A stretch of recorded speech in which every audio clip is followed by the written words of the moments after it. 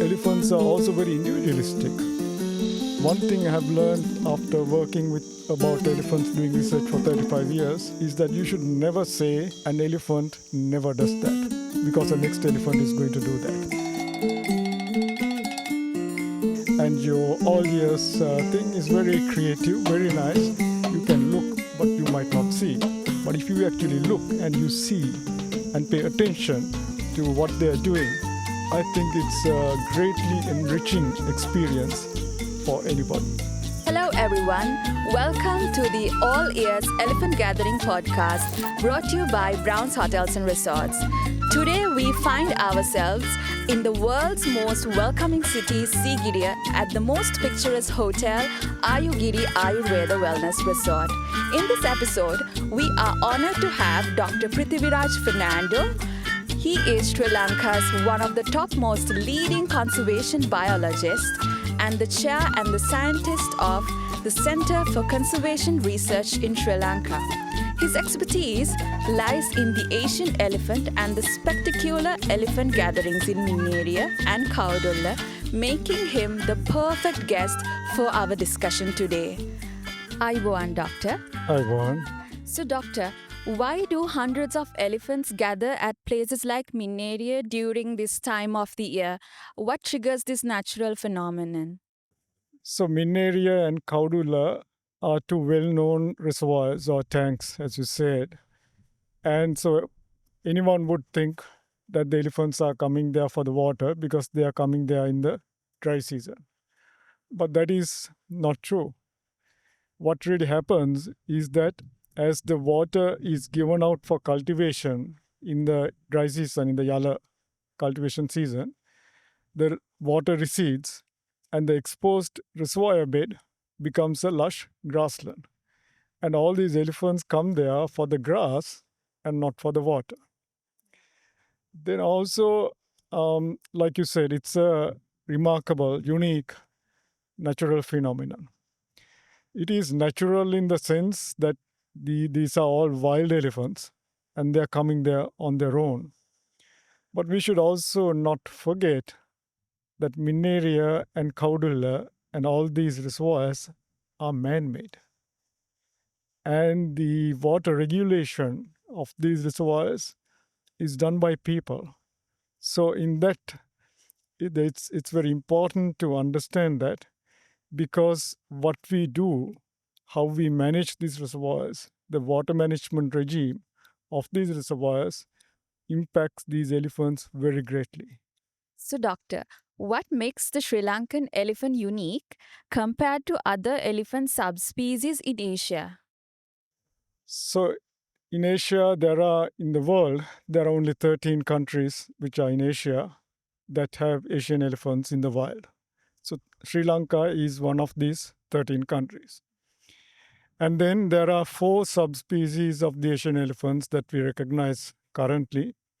And the Sri Lankan elephant is one of these 4 unique subspecies. So Sri Lankan elephants, which is a subspecies unique to Sri Lanka, are found only in Sri Lanka.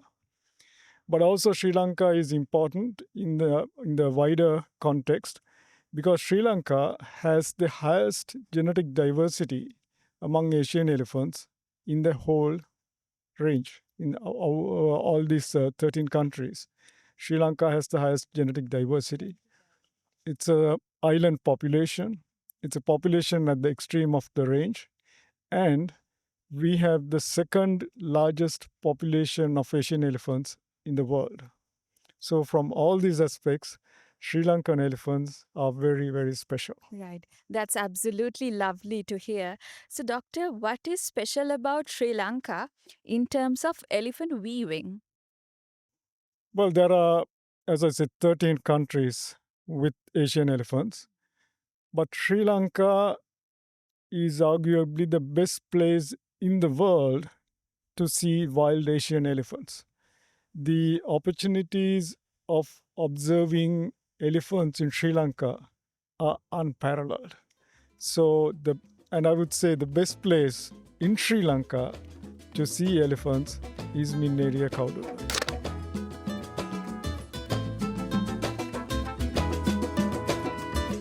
Sal de tu nido, paloma. දවසකට kilo 100ක් 300ක් අතර ප්‍රමාණයක් ගන්නවා.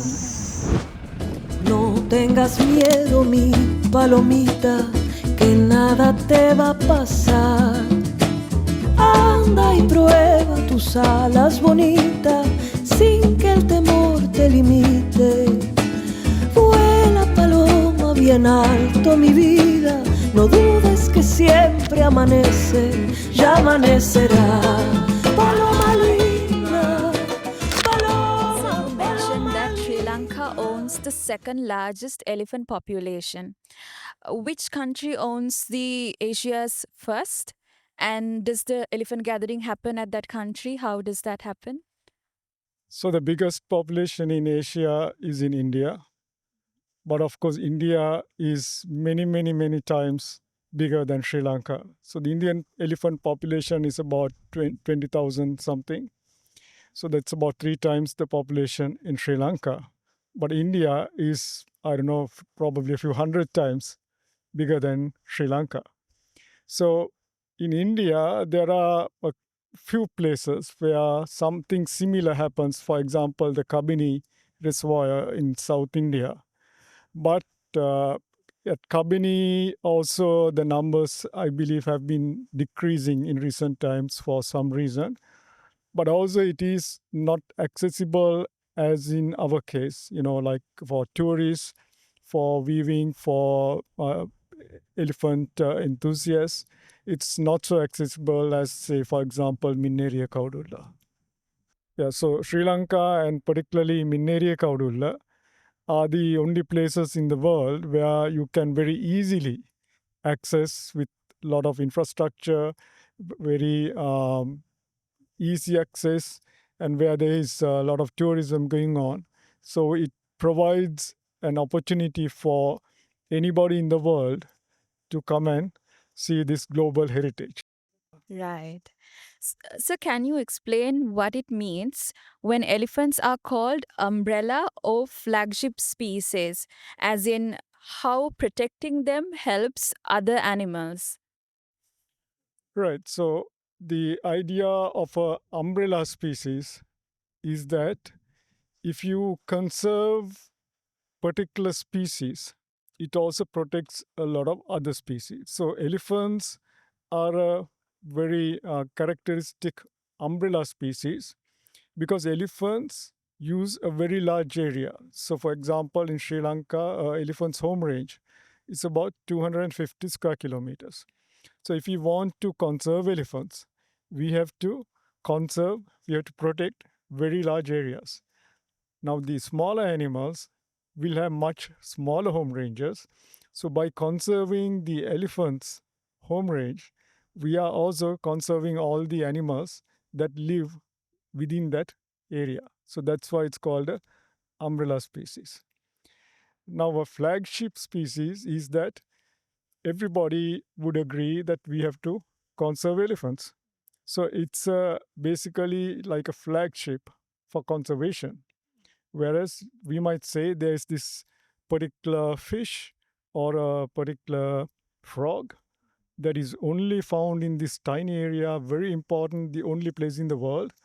But still, it's difficult to get people interested in conserving that to the extent that you can with these charismatic megavertebrates like elephants. It's very easy to get people motivated to conserve elephants, tigers, leopards, things like that, which are considered charismatic animals.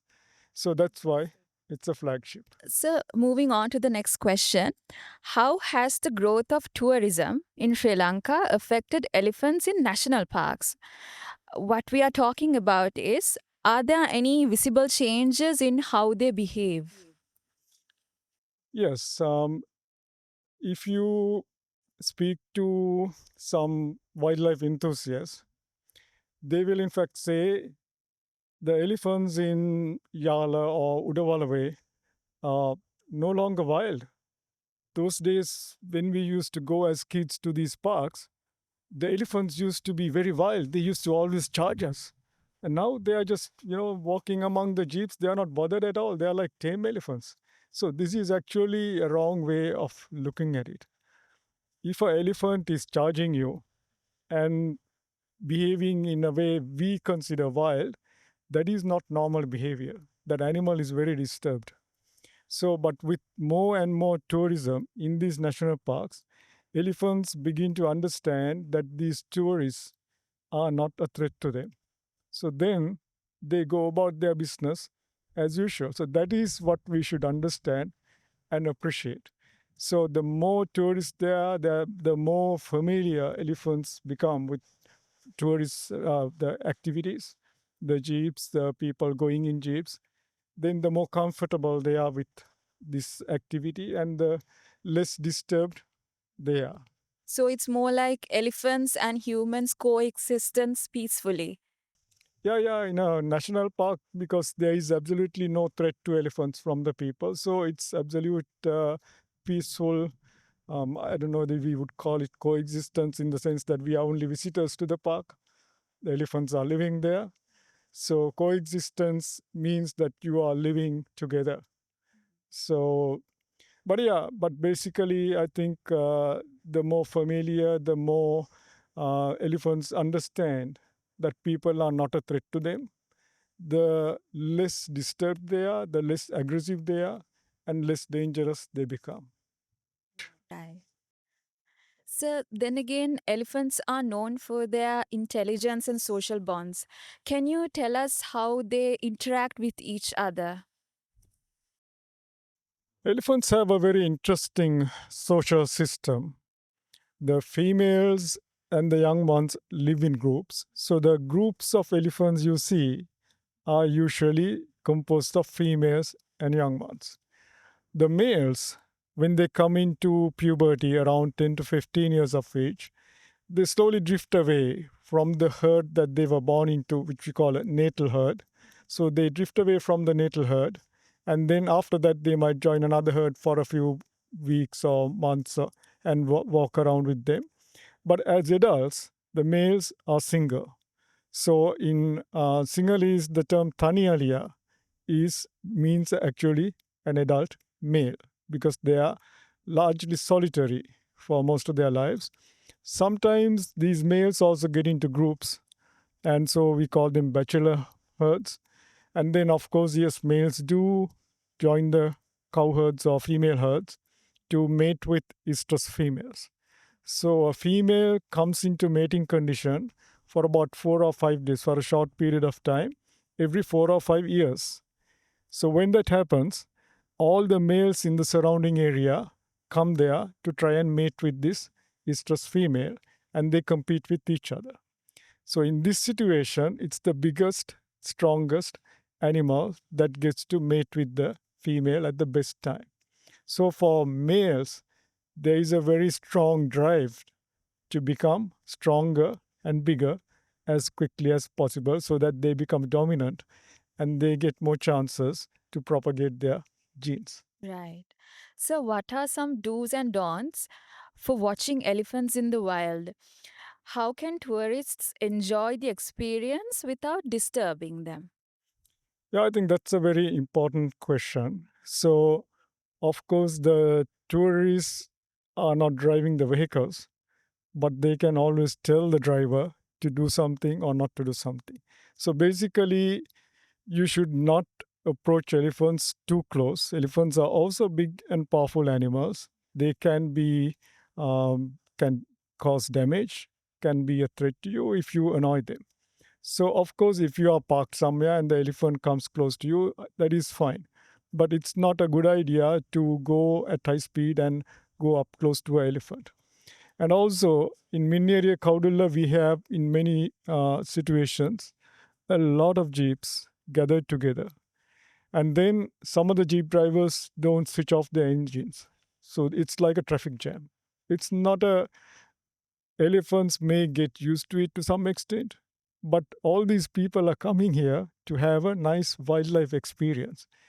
To be looking at elephants while they're surrounded with engine sounds, people shouting, is not a nice experience. So I think it's good that if we consider these things, keep these in mind, and ask the driver to please switch off the engine when you are stopped. It also creates less pollution of the environment. And then also we talk with each other if you want to in low tones without shouting at the top of our voices, so that other people also don't get disturbed and everybody can have a nice wildlife viewing experience. Right. So, in your experience, what are some of the most memorable or inspiring behaviors you've observed in elephants when they are naturally in the wild? So, it's about something that truly showcases their intelligence or social bond.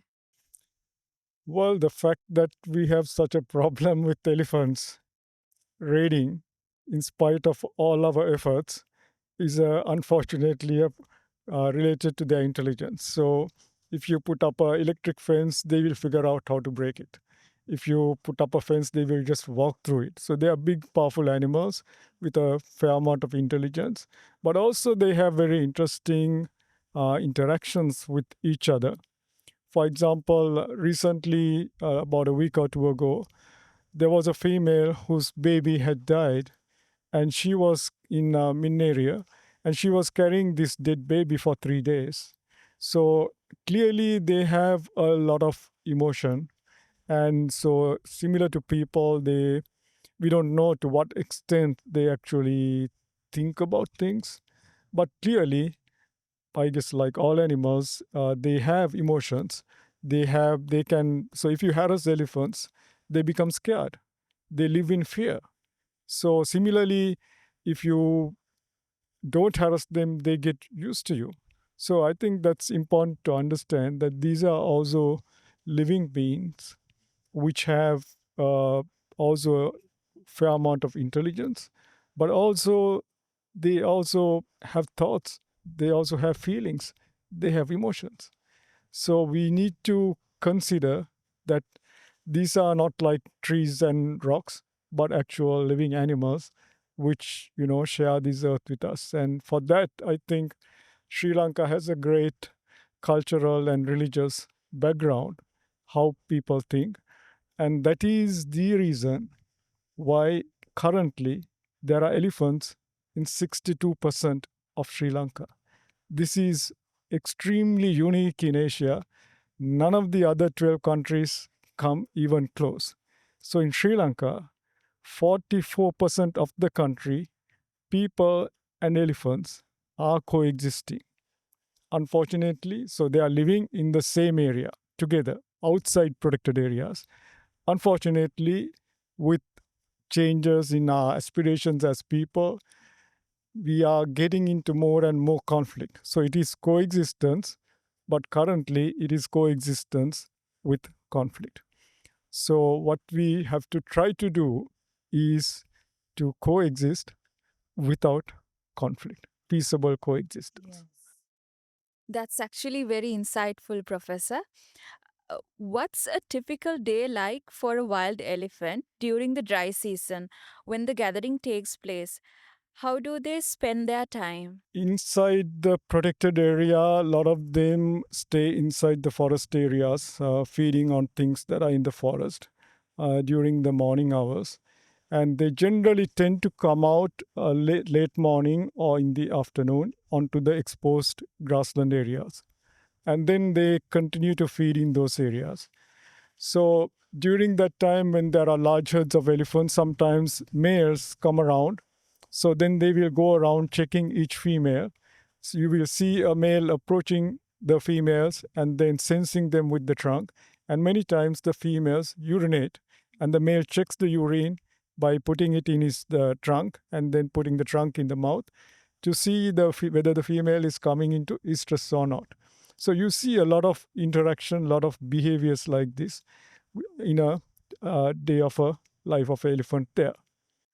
So the male elephant detects if the female elephant is distressed. Is that Not distressed, whether it's coming into estrus, that is the mating right? condition. Right. So it can by the when the female is coming into estrus, she passes hormones in the urine, which the male can detect fairly early. So then if he sees that this female is coming into estrus, then he will hang around and try to mate with her. But of That's course, by actually that very time, there are interesting. other males coming there. So sometimes you see 4, 5, 6 males surrounding this one female. But then the female also sometimes decides, I don't want to mate with everybody. I want to mate with this big male, the dominant male. And she goes and stands close to him.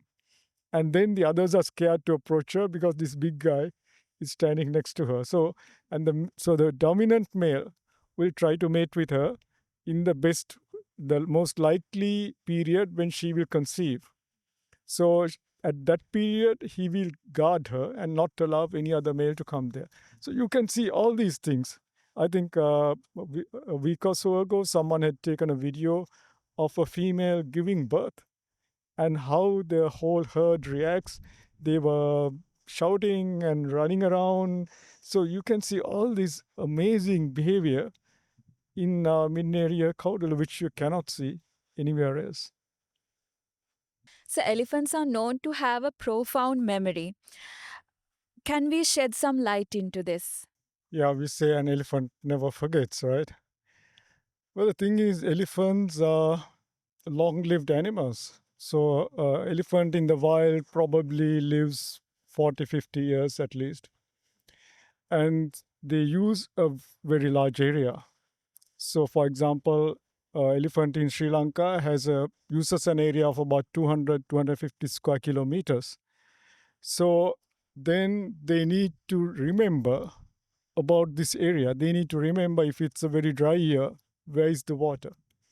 They need to remember what are the areas with good food. How does that change with time? What are the areas which have fruiting trees, for example, during these months of the year? So, yes, elephants need to remember a lot of things.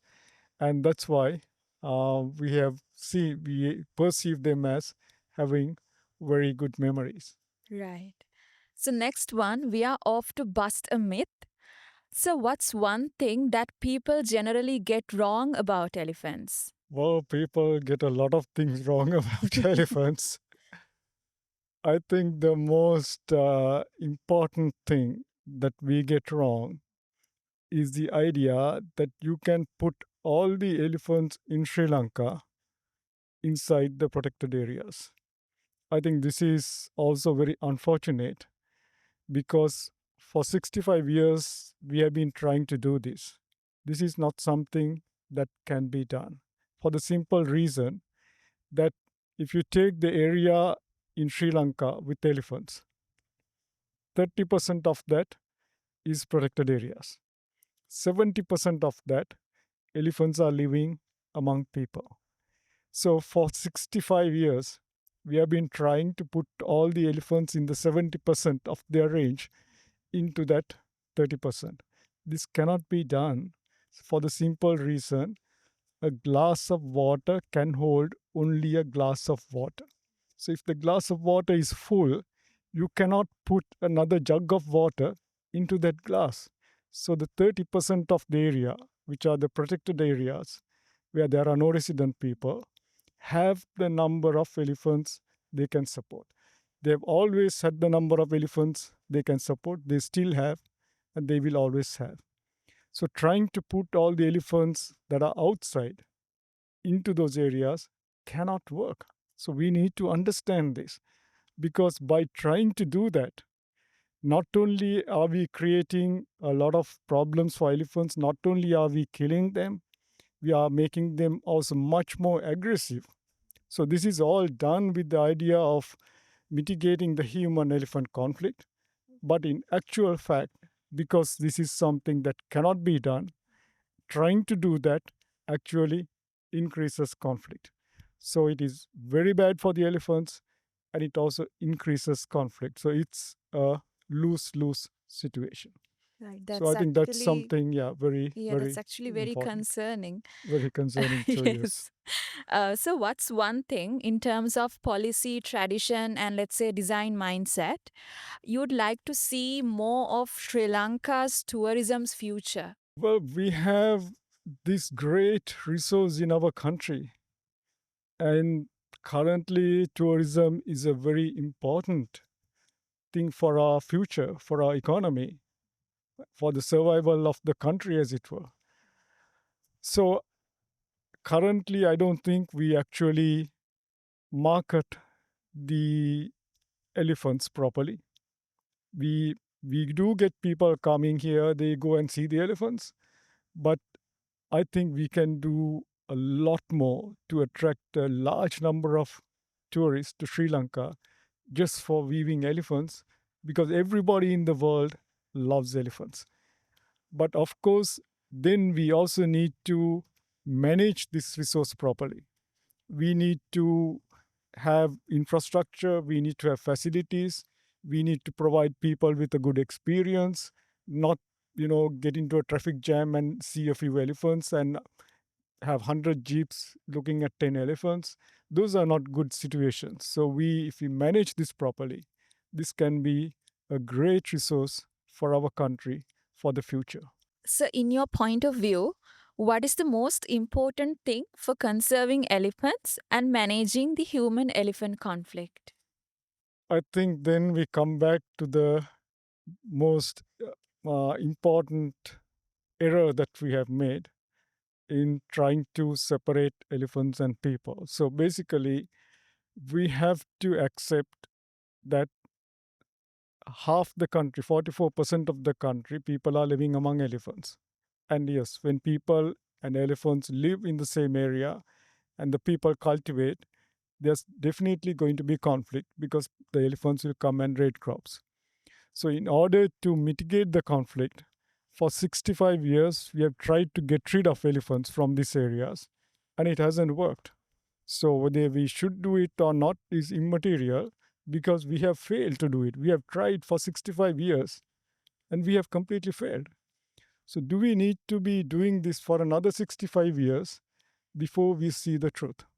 So, I think we need to understand what the current situation is, and we have no option other than to manage the human elephant conflict while these elephants are still in these areas. And how we can do that is that if the people have a problem of elephants coming into their village, they can put up a fence, they can maintain it, and get relief from that problem. If there's a farmer who has a problem of elephants coming into his farmland, he can put up a fence around his farmland. If he's cultivating only a short term crop like paddy field, then he can put it up when he cultivates and then take it off when he harvests. So there are things like this. So for this to happen, you have to have two things. One, the people who suffer from human elephant conflict have to be the main stakeholders in finding a solution. That doesn't happen today. Everybody, all these people who are suffering from the conflict, expect the government and particularly the Wildlife Conservation Department to come and solve their problem. They cannot. Secondly, they have to be assisted by the government. And who can assist them? The agencies responsible for people's welfare and development, not the conservation agencies. They cannot. So, unless we accept these fundamental facts, I think human elephant conflict will only increase. But if we accept this, then we can move forward. There are issues, but the issues concerned are not unmanageable. They are things that we can address. Unlike trying to put all the elephants in the parks is biologically impossible because a glass of water can only hold a glass of water. So, I think you are the best person to ask this question. Since you very closely deal with elephants, what are some interesting stories that comes to your mind about elephants? Well, I think we'll have to sit here for the rest of the day. The thing is, I think elephants are amazing animals. I mean, just think about Absolutely. what an Yes. elephant looks like. It's so huge. It has a trunk. It Very has it's majestic. very majestic, and then they have a lot of social life, and also very interestingly, elephants are also very individualistic. Hmm. One thing I have learned after working with about elephants, doing research for 35 years, is that you should never say an elephant never does that. because the next elephant is going to do that. So elephants were just like people. They have very individual personalities. They do different things. Confronted with the same situation, different elephants will react differently. And also, elephants are also like people in that every elephant looks different. So when we meet people, we can easily recognize, this is this is you, because we automatically focus on our facial features. But if you also spend time with elephants, you will see that each individual elephant looks different. So we use this for our research. We take photographs and make IDs of elephants. Currently, we have identified and we follow more than 2,000 wild elephants in Sri Lanka. So we have names for all of them, and we are running out of names. So now we go to Google and look for names. But yeah, so I think elephants are just amazing at whatever level that you look at them. And the more time that you spend with them, the more time you spend observing them and actually seeing them. You can look, but you might not see. But if you actually look and you see and pay attention to what they're doing, I think it's a greatly enriching experience for anybody. Very interesting. So they have their own unique personality. Absolutely. Yes. So everyone, I'm pretty sure that's very insightful. And with that, we will wrap up our episode, All Ears Elephant Gathering episode with Dr. Prithiviraj Fernando. Dr. Prithiviraj, we are very much thankful for you for coming here and having our discussion with you. Thank you very much, sir. And I would also like to thank you for having this podcast. And I'm happy to see that more and more people are getting involved in elephant issues, elephant conservation, talking about elephants. And your all ears thing is very creative, very nice. And I think this is something that can benefit everybody. People, elephants, tourism, our country, everybody.